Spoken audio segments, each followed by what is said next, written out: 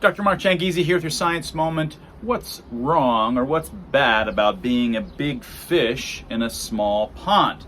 So I've been focusing, the last episode and this one and probably a few others, and of course off and on over the last 150 or so, on what kinds of failings have went on in the social network such that we ended up with experts that got everything wrong.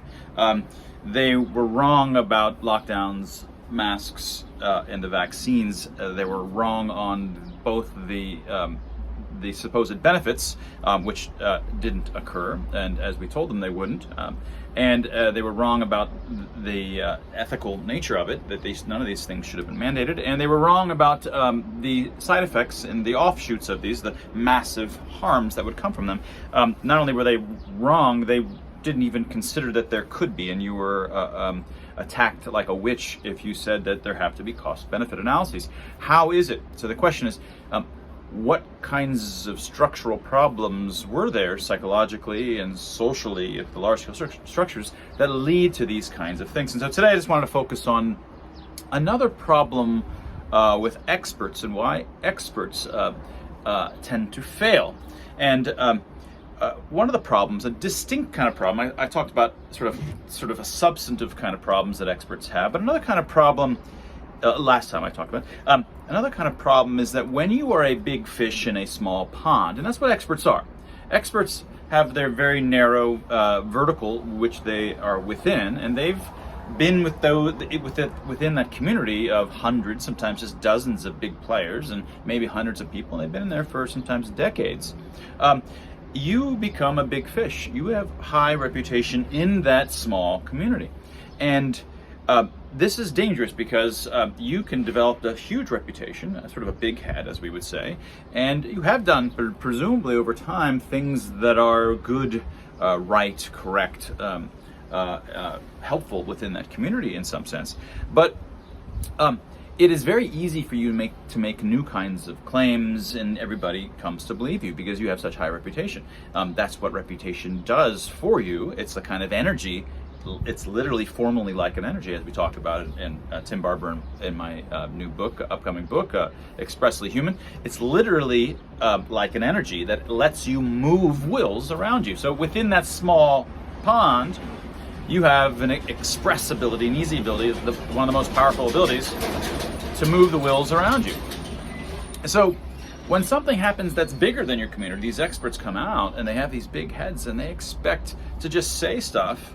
I think this makes it easier for them just to say stuff without the same kind of careful backing up and having to really argue their points. They expect, like these public health policy experts, the epidemiologists, these folks who were just saying, oh, I think we should just coerce the entire world to reduce the number of seats in their restaurants by 50%.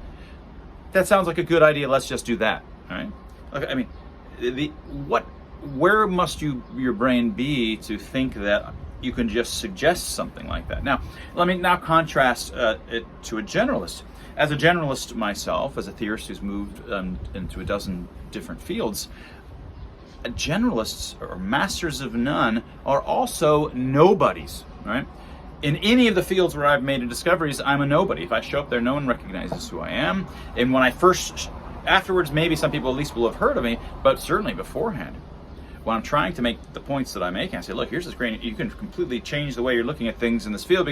And they just look at me and they say, screw you, we don't know you at all. You have zero reputation in this community, so you're treated as a nobody. And in order to make your point, you really have to be, one, you learn how to be able to ignore what everybody in that community is saying and saying, look, actually, this is right. Because you're not wedded to the reputation energy within that community. You have some kind of larger general community, or you've just stayed aloof, so you don't really have a community. So you're not bowed by that. You don't really care. But that can be hard to do, right?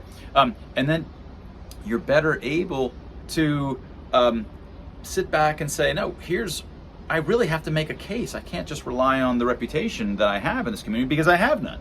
So then you have to really sit back and say, look, here's the full analytical story based on the actual facts or actual logic or actual ethics. And that that is in some sense a handicap. We're less able as generalists to move the wills of people and communities, and we're used to that. And what that means is that we've had to be practiced at actual debate, at actual to actually be able to convince people, sway people with actual argument, which of course comes with emotional argument as well, which is key to this. But it's not by virtue of just walking in with a whole freaking lot of chips because I'm the bigwig in that community, right? So I think this is another advantage when something like COVID-19 went down in March of 2020. Generalists like me, and I would suspect that, disproportionately, I don't have data on this, but disproportionately those in Team Reality probably tended to be generalists. They probably tended to be masters of none. They probably tended to not have a gigantic reputation that within some narrow community. When we walked in, we felt like, we have to be able to actually make our points with actual logic, not on the basis of the reputations that we walk in with. And that wasn't in fact a handicap. That's what allowed us to actually look at everything, the entire picture, all of the data on the costs as well as the benefits, and the full kinds of myriad dimensions that were involved in all of these issues, in order to make the case, because we had no reputation relative to the issues that were there. Whereas a lot of folks, they walk in with these high reputations in their small communities and they feel like they can just say stuff. Well, I've done this and with this kind of simulation, and so that and that handicaps them to truly make reasonable decisions. So one way to describe then what happened is that you have these big fish in small ponds who suddenly, the issues that were at stake were no longer their pond. They were suddenly involved in a network that was worldwide concerning whether we should violate the civil rights of every human on Earth, both in terms of what they can wear, where they can go, what businesses they can have, or what jobs they can have, what medications they're required to wear, what kinds of things they should have over their face. All of these things was suddenly the pond that they were in, not their tiny little pond, but they still behaved as if they were big fish in a small pond. But in this larger pond, they in fact have no reputation, right?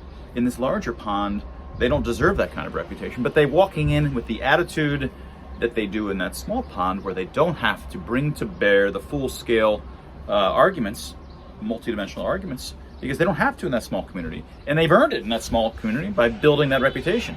They can move wills easily there. Don't let people who are in small ponds, that is experts, big fish in small ponds, say anything that they haven't earned to say when they're out of their small pond. And that's the moral of this, and that's in some sense part of what caused the adherence to interventions that obviously wouldn't work and obviously would cause radical harm back in 2020 and ever since. And that was your Science Moment.